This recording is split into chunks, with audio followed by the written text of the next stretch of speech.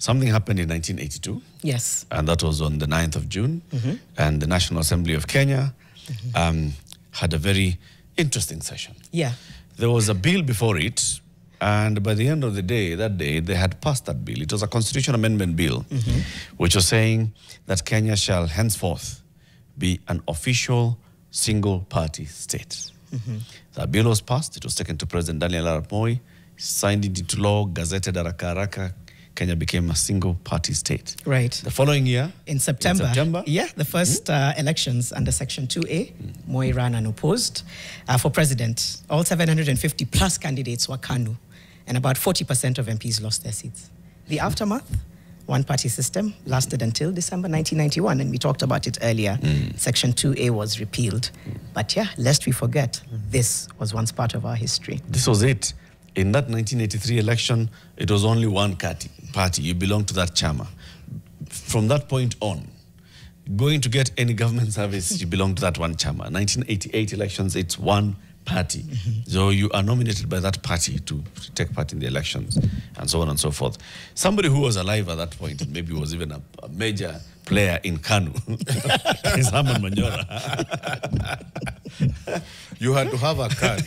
You had to have a card. I went for an interview for a government job, and I was asked a very simple question. Are you a member of KANU? I said, yes. Where's your card? I forgot it at home. Because you had to say you had it. So there are 3 important words on that card. Tell us. I couldn't remember. I didn't even know. You didn't know? It was Peace, love, peace and unity. Really? Peace, Almost love, lost and the unity. job. Yeah. But I got it.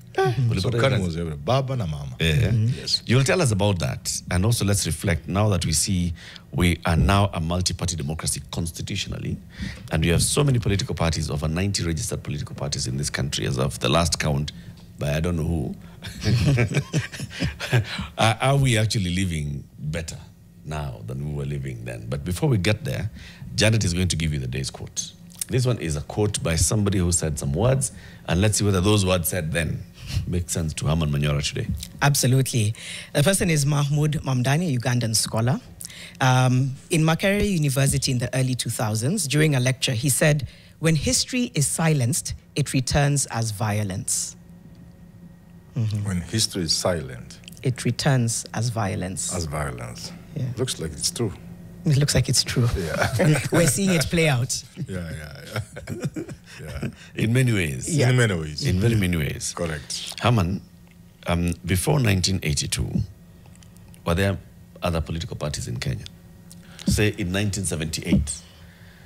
Of course, after Jaramogi's KPU was proscribed or banned, conventional wisdom was that it would be suicide to attempt to organize yourself using a political party. So nobody was told not to. But the politics of the day and the caution of the day was such that nobody would do it. Until 1980, when Jaramogi attended to register Socialist Party. That is what jolted Moi. And I think from then on, then plus the attempted coup, they realized, and the world seemed to be changing, the wind of change was blowing. They realized they need to block it by law. And that's why in 1982 they did what they did and came up with Section 2A. Yeah. Were there MPs in Parliament who opposed that constitutional amendment bill? I would not remember. It's quite far. You know, it happened one afternoon. It was so fast. Njonjo and Kibaki, and it's gone. I think the Njonjo who table, seconded by Kibaki, and it passed so fast. Even those who may have wanted to oppose, of course, they would have been there. At that time, there were some people who were hot, but remember the coup had just happened the same year, and it will be foolhardy to attempt such a thing. I don't know. It came in September, I think. It was in June. In June, just before the coup. Yeah. So, but I think if people opposed, I don't remember them, but the speed with which it happened, I doubt there would have been much opposition. I remember it happened in one afternoon. Njonjo tables, Kibaki seconds, boop, it's law. And the constitution has been amended. Yeah. Yes, just like that. People blink, which is what makes me wonder whether repealing Section 2A has really changed the system. I feel like the patronage, the ethnic politics, it's so entrenched. Did it really change the system? You know, the fear that I'm talking about that, prevented people from forming party when there was no law against it. The same fear has not disappeared from our environment. People in this country still operate under fear. It explains a lot of the things that are happening in this country.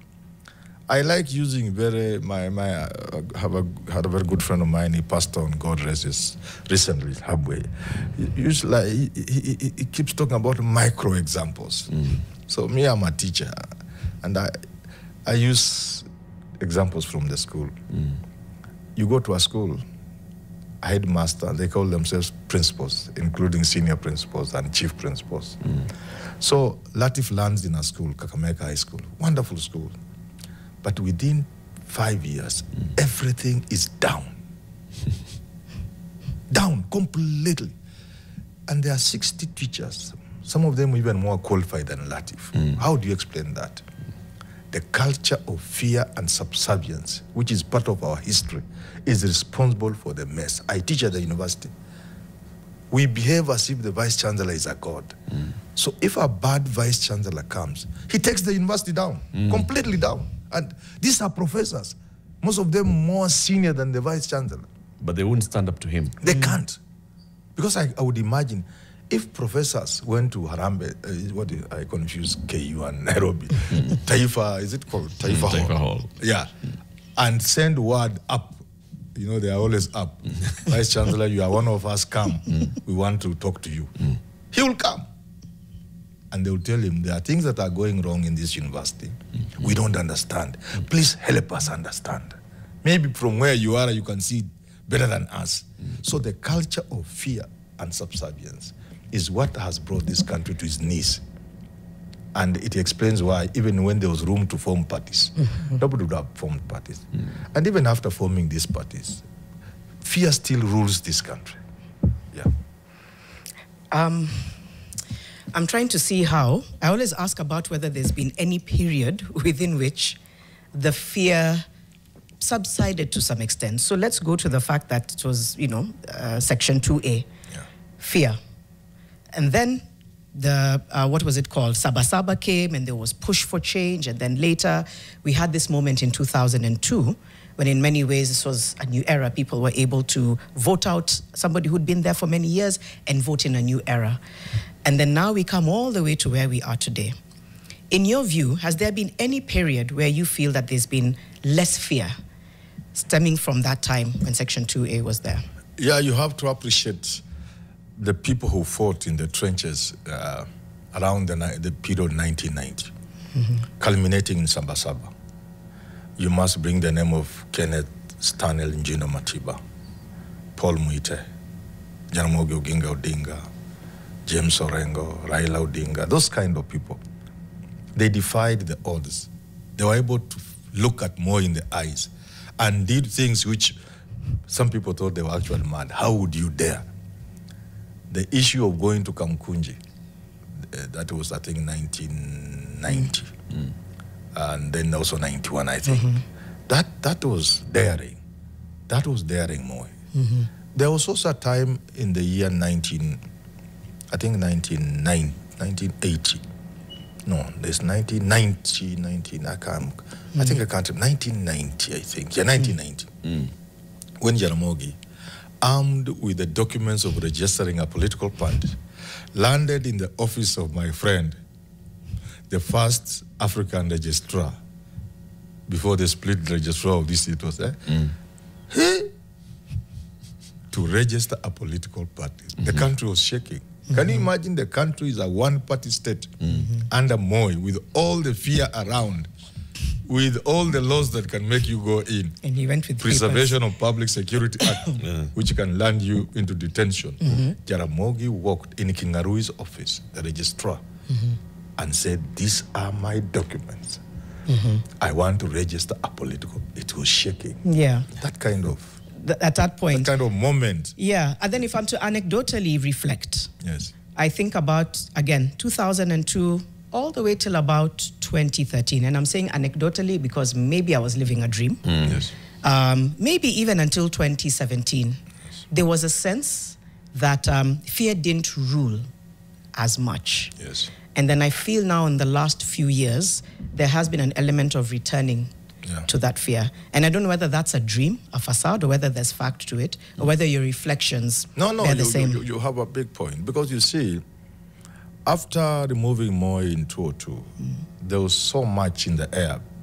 People were breathing freedom. And we were voted the most optimistic country in the world. And we thought everything was possible. Immediately after Kibaki took office, people were arresting police officers who were taking bribes. People thought we had arrived. So that thing, even as it was going down because of the so-called betrayal that Kibaki perpetrated on Raila and his team, there was still that, what you are saying. And it was evidence in the referendum of 2005, the no versus yes, banana versus orange. And that kind of freedom of, then it was carried up to the election of 2007. People were quite charged. The things they did, nobody would have imagined people would do. People like William Ruto, standing up in KICC, facing what is her name? Karua, the other side. So there was a lot of what you are saying. I think what happened after Kibaki and Raila got together, I think this spirit of the fire began to die down. English. So the ambers are not even there. I can't see them. I can only see ash. It is after the handshake. Yeah, and then after that, that Musumukata thing. I think it is responsible for our mess in a way. It killed the voice of opposition. Right. And we are still there. I think we are lingering there in the period of 2008, 2013. And then there was this another thing that could be responsible. After the post-election violence and the ICC, we went into 2013 with a lot of fear. Yeah. People were don't raise a voice. Even the media could not say what was going on during the elections of 2013. Everybody was afraid. So this fear became institutionalized once again. And it's getting worse, if you ask me. I agree with you, Janet. It's getting worse. A country where fear reigns and rules, that country cannot go far. It will soon collapse. Because when people talk, then you discover even the things you thought were big or difficult, they are just things you can handle as a country. I remember again, to use my examples close to me, we had a vice chancellor called Geshaga, for many years at the University of Nairobi. He looked simple, almost with one tie all the time and one coat, and some beard that didn't look quite. When students were making noise, he would bring them down and say, "Gentlemen, we can have a beer." And he makes things that look tough look very simple. So when the people in a country are able to talk, they can diffuse any tension. Yeah. But when people begin to live under fear, you only wait for it to erupt, and the country is up in fire. But then, does that indicate a failure by our political parties? Because this is what we were doing in 1991 by pushing in the 90s for the repeal of Section 2A and then getting into multilateralism. It was basically allowing multiple voices. Yes. And allowing people to have agency beyond this one party. But if we can say that we have not really gotten out of that, it means that we have not internalized what multi-partyism is all about. There are mistakes we made along the line. First, the political parties, as Moi had warned us, are cobbled around tribe. So you may want to argue, but UDA is a Kalenjin party. You can argue as much as you want, but when the time comes for you to know, you'll know that ODM is a Luo party. And that Wiper is a Kamba. So you'll be sufficiently informed. Yeah, you'll be sufficiently informed with consequences if you do not understand. That's the first mistake. The rising out of that, perhaps also, is that we allowed parties to be formed by individuals. So they are owned by individuals. So all that needs to happen is for that individual to be compromised. And that's the end of the political party in terms of its fight for what is good, what is right. So if the leader of party A, if, for example, Wiper today, if Kalonzo is convinced by Ruto and he joins him, that's the end of opposition voice from that part of the world. It ends, it just dies very morning. Ukambani iko kwa serikali. Inakuwa imeisha namna hiyo. So you see, these are the mistakes we made. And then, to make matters worse, we have put that into law. Yeah. This corporation thing, this political party law that allows for formation of coalitions before and after elections, it is terrible. Why? There's no in the world where people form coalitions before parties, before elections. People form coalitions after election because I need a certain number to form government. I don't have it. You join me. You make sacrifices, I make sacrifices. You compromise, I compromise. Then we form government with you. This idea of people getting together before an election, it is messing democracy. But it happens. It happens. Yeah, it is there. I'm saying it's been by law. Yeah. It happens even in other countries where, as you're going into an election, you know that these parties would work together as they are campaigning to form a government together. It's rare. Right? It's rare because every political party is formed to get power. True. So how do you surrender yourself? Say, now mimi naona, mimi sasa mimi nitakuunga mkono. Hapana, mimi nataka. Nikishindwa, sasa tunakaa na wewe. In fact, I think coalitions mirror one-party dominance. Yes. Simple. We are going back there. I really, the more I see, the more I think about what he's just said. Guys, think about, for example, the elections in Germany. Yeah. Right? You know that as you elect this party, it works with these other parties. They are left-leaning, they are right-leaning, they are middle-leaning. But look at them. Look at them in terms of who they are. Those coalitions will Look collapse. at them who they are. In that arrangement of German and other places, there will be very fringe peripheral parties that stand for one single idea, like green. Yes. And they stand no chance anywhere, here and in heaven, or even hell, that they can be winning the election. Yeah, and that's not their intention. They have a single agenda, and they are pursuing that agenda. The agenda may be too radical to form mainstream politics, but the party from the mainstream parties that accommodates them, then they are willing to work with them. Yeah, but here you are talking about a party that stands a chance of winning. Or mainstream sitting party. down, yeah, mainstream party sitting down with another mainstream party. What nonsense is that? Maybe they actually are not mainstream parties. That's why they're doing that. And in fact, our leaders of these political parties have agreed and accepted that we don't have mainstream parties. They all say you cannot form a government on your own. You have to form a government with others. This is basically an admission that Wiper is not a mainstream party. But how is it UDA not a? is not a mainstream. How are they not? But mainstream we are going parties? to the They can't win demographic. an We are election. growing to we are looking at the In heaven or demographic on earth. table and say now this is a mainstream because Kamba will bring 2 million votes. In a country where you win with 7 million, anybody who comes with 2 million, he cannot. He's a mainstream player. But they can't win. They can win. Why not? This is why we have seen in all these previous elections, URP coming together with TNA and other parties. And that's the sort of nonsense I'm saying we must run away from. Then they become. If we want It is an party admission, what democracy I'm to work. saying. This is an admission That they are? by the leaders of these political parties that they actually are not mainstream, that they are incapable of convincing the entire country to vote for them. Because of Why?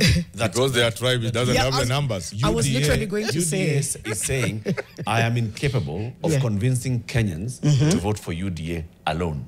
I've got to work with these smaller political parties. You know, Ford Kenya, I've got to work with this and the other so that we can become Kenya Kwanza. And I'm incapable because what do I stand for and what do I drive? Yes. If you don't have conviction On in your if you don't have conviction and it's really about patronage, ethnicity, exactly, then it becomes unsustainable. Correct. So now it's about who is mainstream, who bears that ideology that will let people say, I'm going to rally behind this person. I don't think that person... So let me actually... I was just going to say, I don't think that person exists, but let me... Yeah, maybe they do.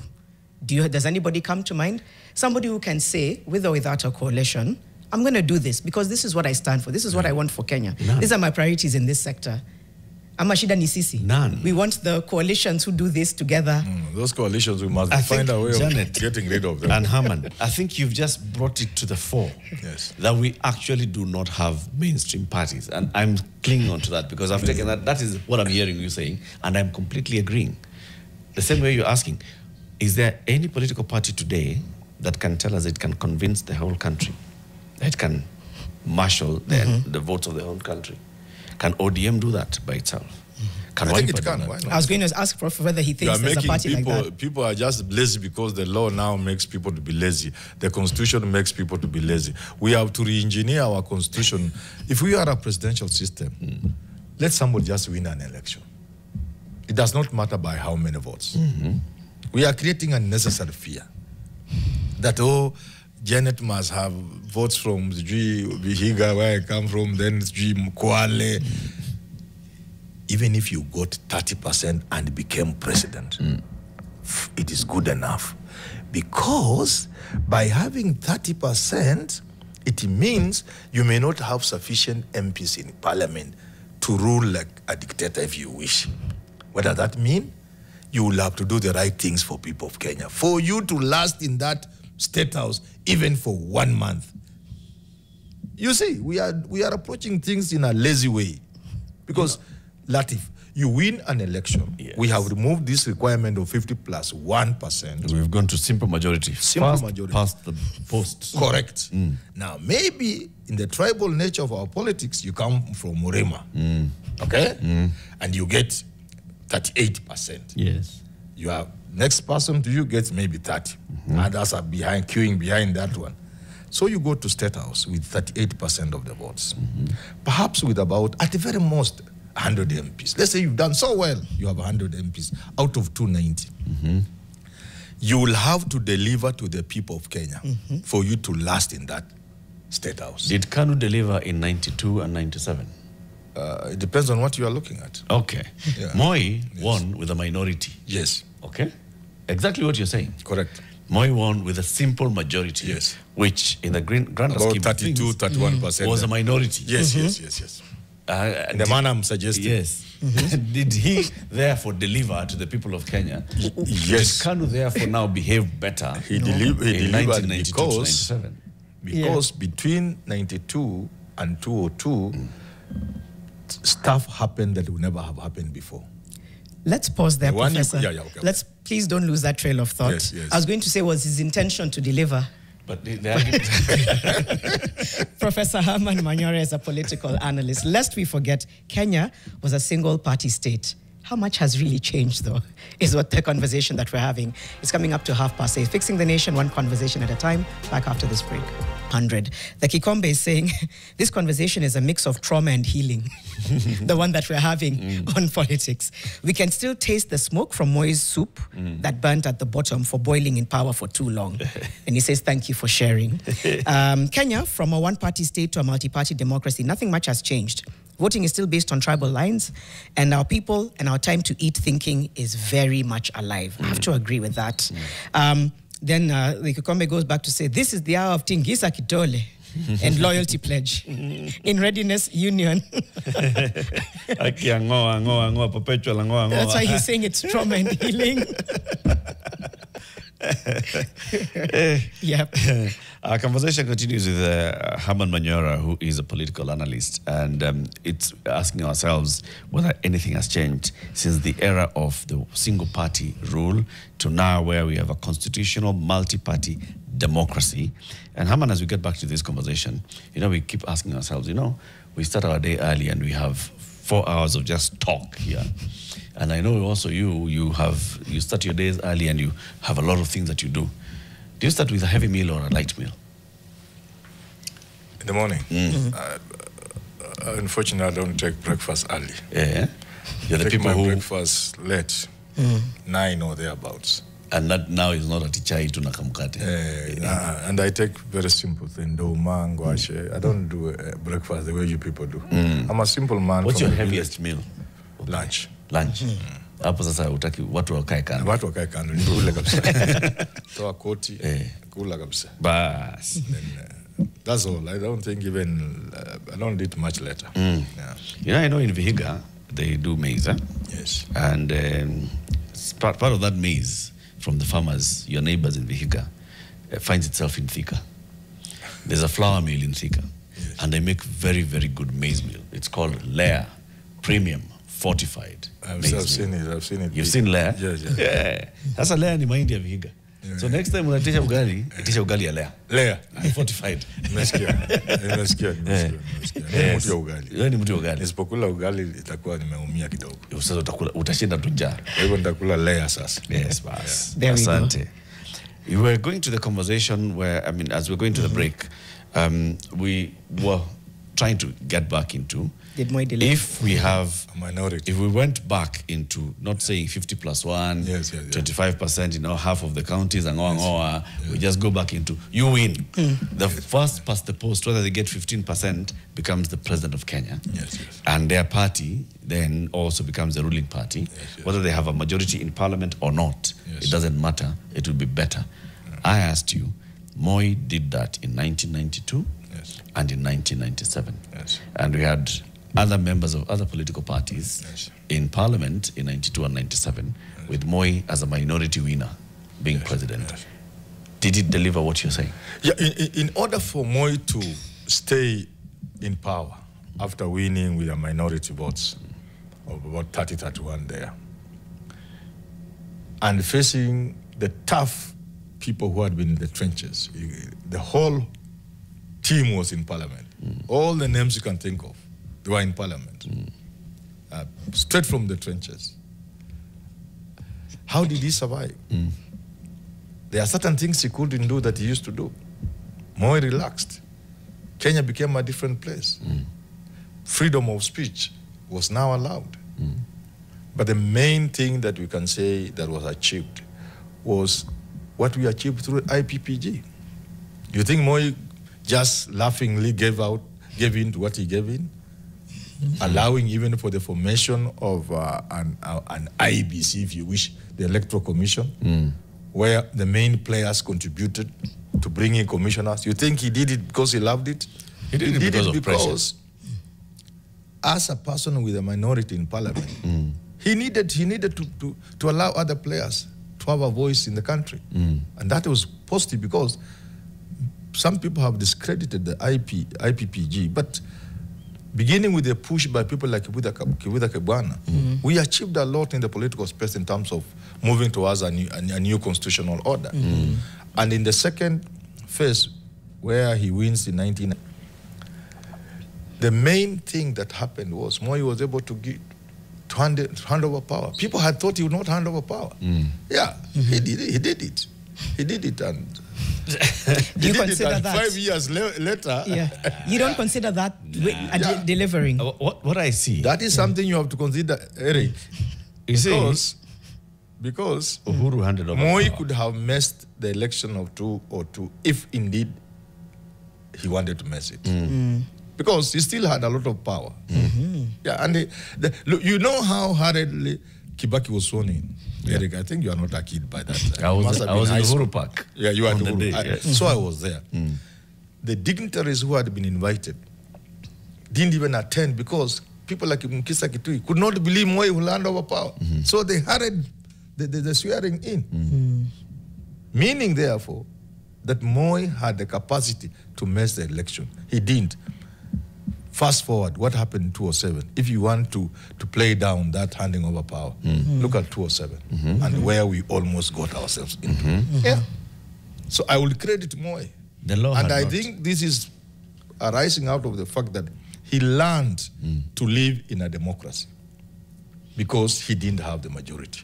He had to play in an atmosphere where he was no longer the only king. Yeah. His voice was being challenged. I'll draw parallels with that 2007. The law had not changed. Yes. It was still fast past the post. We didn't have the 25% in the counties, blah, blah, blah. We had just the, other version of that, of the same, right? But Kibaki had to bring in Kalonzo Yes. to show up his government and After the elections. the members in parliament after the election. Yes. But I want to go back into the Moi years. In those 10 years of the KANU rule in the multi-party era, what was notorious about Moi and KANU and the opposition was defections. Okay? That Moi would reach out to members of the opposition and chukua them moja moja. What on a defect? Yes. To break the opposition. Yes, the same thing that we've seen happening That's now. true. It would be the same. The biggest defection was not a defection, it was called merger. Yeah. It was a defection. Like Merger between an entire NDP. political party defecting into KANU and calling it a merger. Yes. Raila Odinga's NDP. It was defections galore. Yes. And if I just look back into then our culture of multipartyism, I think it's us, the people who have not internalized multipartyism. Because of our history, don't blame people. Your past determines many things in your life you may not want to admit. Because after those people defected, including my MP Khaneri, why did we return him? Yeah. Maendeleo ilikuja. Why did we return him? So, George Khaneri. yeah, the father. Why did we return him? You know? Why are all these people? I don't think there's anyone who lost apart from, I think the one Obondo. I think Obondo lost in Nyanza. He's the only one. I think everybody else came back. Maybe with the exception, maybe did Mogaka come back? Maybe, but the rest came back. Why? But it's part of our history. Because you know that the center holds the power and the influence. Even as we money. speak today in this studio, that freedom we are supposed to have, we still don't have it. People still look at the judiciary. The judiciary was so much under the spell of the executive that even today there are judges who can't make a ruling without looking back. What will government say? What, you know? It's the fear factor that you talked about. It takes time for you to get rid of that fear. Last year we saw a moment when fear was challenged. We saw the protests, we saw young people lead. I know that it's been a year plus. I want to hold on to the hope that, you just said, it's who we are. It's who we are and that can't change. But there's a little glimmer there that perhaps it can change. But what do you think is needed to fully erode that fear? Like I said, we saw it last year. Fearless, tribeless, leaderless. We've talked many times about how there could have been a tipping point where that could have been sustained. Some argue it's still being sustained, maybe digitally, etc. But when do you think we can have a tip over where we say, now, we are no longer living in fear, we're no longer having the judiciary look over their back? What do you think it will take? It normally happens, and it wouldn't be Kenya, things that have happened elsewhere in the world. There are two ways. One, raising consciousness to make people aware that they have the power, that the state is weaker than the people, you know, at any time. That governments can only run things if people allow them to do so. That sort of information and knowledge and special consciousness sometimes does deliver. And this is where the media comes in, people like us here now, and the other players, civil society and so on. So vigilance and questioning things at a great risk, of course, because government will always come for you. They will use the DCI, they will use the KRA, they will use all manner of things to harass you if you speak out. But that's one way, raising consciousness and making people aware that they have the power which government doesn't have. And once, like the saying is, once we lose our fear, their power goes away. They lose their power. Yeah, they lose their power. The second one, which is very unfortunate, and which does happen more often than the first, is that because of this fear and all the bad things that government is doing, things get to a point where people can't take it anymore. And then a spark, just a spark, like the Arab Spring, like Nepal recently, just a spark. It's not, people rarely go into a revolution because they can't bear things anymore. No. The Tsarist Russia, people had lived as serfs for centuries. In French, the French Revolution didn't happen because of those problems the French were going through. They had been there for centuries, and so on and so forth. So it's always a spark. So one way of people going tipping, like you are saying, is when things get to a point and just pop. Normally, we have to pay for it. Because fixing things in that manner means you break things. You break to build. Issues in Sudan began before I was born. They haven't gone over them. I remember 1990, as a young man, I saw a lot of huge vehicles at Safari Park Hotel. Stout Toyota, big left-hand drive. We wonder, what was this? We were told the CRD barrier has just come. It has been overturned. It's things like those. That was 1991. How many years are those, Janet? Yeah. Have they fixed their problem? No. And that's why I keep telling our leaders, let us fix our problems in a conscious way. Let's listen to the people. Because if you don't, and things will break, because they must break. That is human nature. That's if you look at history, that's how everything has happened. All changes in the world that have brought the world to where it is in all the sectors, all changes, including the workplace, happen either because people sit down and realize they are going in the wrong direction, or if they don't, things get to a point where they break. You know? Yeah. As it is said, except that a seed die. So if you want the seed to die so that it will take 50, 100 years to fix the country. And that's why the leaders must know it is up to them to ensure that we have a conversation as people. We allow free speech. We allow people to criticize us. But if we think we are clever, because we are able to summon DCI to come and get Manyora to harass him, or carry, then it's a problem. Or things of that nature. You once said you need serious resources to criticize the government. Yeah, it's true. It is true. You need resources. Because you see, governments all over the world are not very kind people. They don't take kindly anybody trying to point fingers at them. Anywhere in the world, including Trump. No government in the world can be happy and smiling when you are pointing fingers at it. And it has resources. It has a monopoly of violence. It has all these institutions I'm talking about. All these state agencies are controlled from State House. So if you try to point something at government, any government in the world, any president, they'll come for you. And you can resist if you have resources. But if you are like Manyora, they'll just knock you down. There's another comment here as we get back into the conversation. The extended stay of Raila in opposition has been detrimental for Kenya to thrive as a democracy. I've been his ardent supporter, but lately realized that he's part of the problem. Raila Odinga. You know, being Raila has been difficult, and it is still difficult. Being Raila is not easy. You do this, people celebrate you. Next time you do this, they want to vilify you. They want even to crucify you. Being Raila is very, very difficult. The people who say Raila is part of the problem, they no longer want to support Raila, will also have to admit a lot of what we are enjoying today would not be there if it was not for Raila. He has carried us on his back up to where we are. And if we let go the way we think he's a bad man, we would have collapsed a long time ago.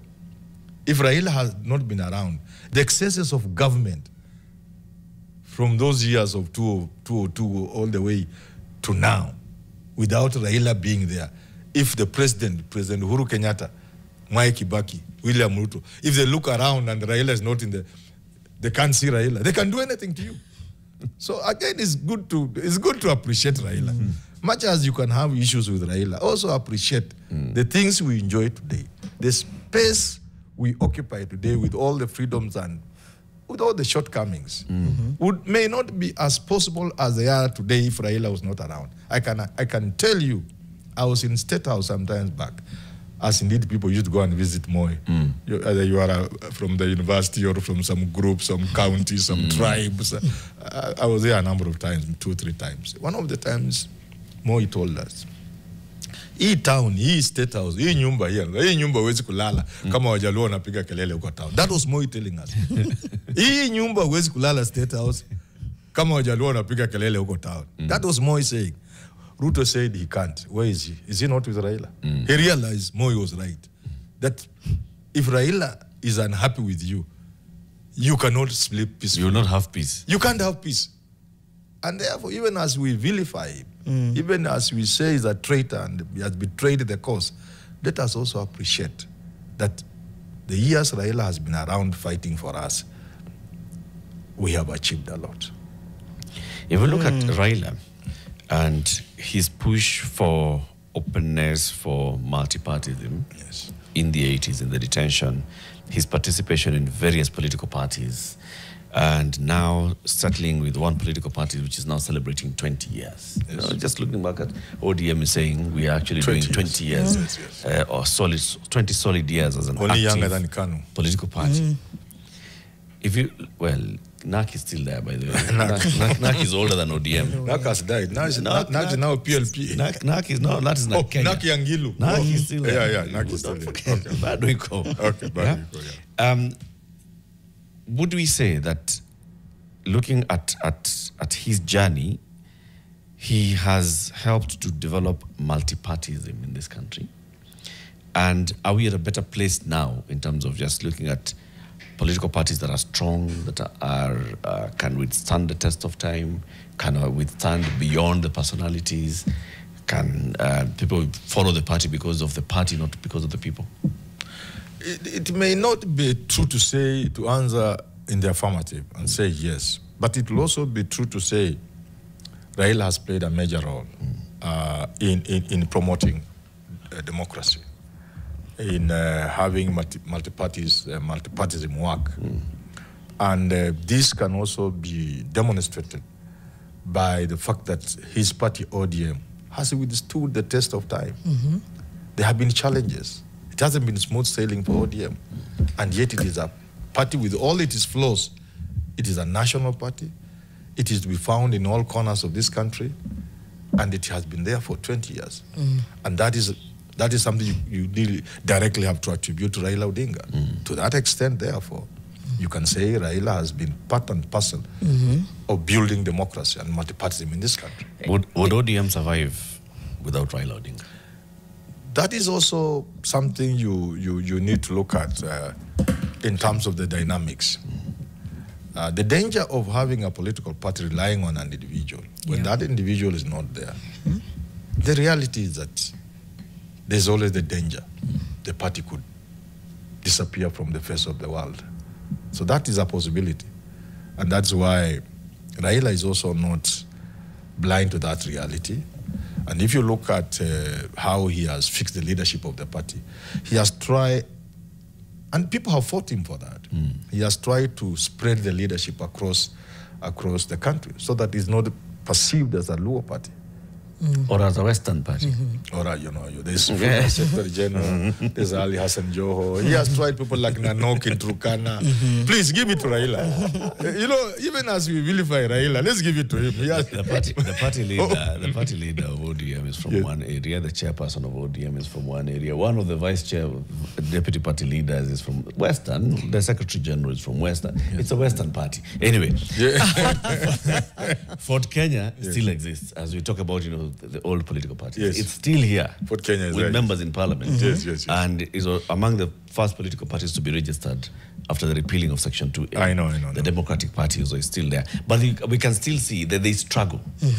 Which is why our conversation today is, lest we forget that Kenya was once a one-party country. And now we have multiple political parties. Do we see a difference in... That is the question. Yeah, in having all these parties. And it's not just an empty question. Yeah. It is like people died to have these parties. People lost jobs. People lost families. You know that? People went into exile. Things happen to people in this country so that we may have multi-party. So the question is, are we any better? Are we using those parties to further democracy? And the time is now for us to ask those kind of questions. That, what's the difference between now and then? For any of you who is in a political party, who then goes to State House and goes against whatever your party stands for, and the people who elected you knowing you are ODM, and then you go to State House, and you are Jalango and you are saying this is fine, I'm going to bring development. Do you remember people died to have these political parties? Because the way our politicians are today behaving, almost all of them, it is like we can follow these parties and nothing will happen. Because they are not doing anything to convince Kenyans that we are better off with these multiple parties than we were when we had only Kanu. Because if everybody then says we are looking for development from the president and you abandon your party, You know, as you're abandoning your party to go to State House and talk to Uhuru Kenyatta or whoever is in State House or Ruto or tomorrow to Baby Manyora, it means you forgetting people died to have these parties. Blood was shed. People lost many things. Properties were destroyed. You know, people couldn't take their children to school. There are people who are languishing in the streets of Nairobi, not because they couldn't go to school, but because their fathers were pariahs. Their parents were earmarked for destruction by the state. You know, nobody wanted to associate with them. Even being admitted to a school, if you are perhaps Raila's son, the principal will think twice before admitting you to their school. You get that kind of thing. So when people play around with these political parties, I want to invite them to look and see the kind of struggles Kenyans went through just to achieve these political parties. Okay. So otherwise, let us go back to one party. Oof. I don't know which one. Which one do you choose? One day, yeah, we go to Kanu. Just go back. In any case, all these guys are Kanu. Yeah. We need to end it there. I feel like at some point, there could be a very interesting Shikamaika who comes and says, let's go back to a single party state. It's possible. But after this conversation, in fact, I think it was me looking at the Daily Nation today, and I remember the first thing I said is, how much has really changed? The faces on the front page of the Daily Nation. The faces on the front page of the Daily Nation. To what Prof has asked, I just said, yeah, these are the same. What have they brought? I know you've said, let's not vilify Raila. I wonder what would have happened if he decided not to enter broad-based. The gambles that politicians take, I feel, are the same gambles that they've been taking for a long time. Good things would have happened, perhaps. Who knows? Good things would have happened. Professor Herman Manyora, political analyst, lest we forget, Kenya was a single-party state. I'm saying was lightly, because the more I think about it, we still, in terms of how we move and our ideologies. Thank you for that conversation. In the next hour, what happens next after the expiry of AGOA? We'll be speaking to Tobias Alando, CEO of CAM, to talk about the implications and what happens next. It's coming up to 9 a.m. Fixing the Nation, one conversation at a time. Back in a moment.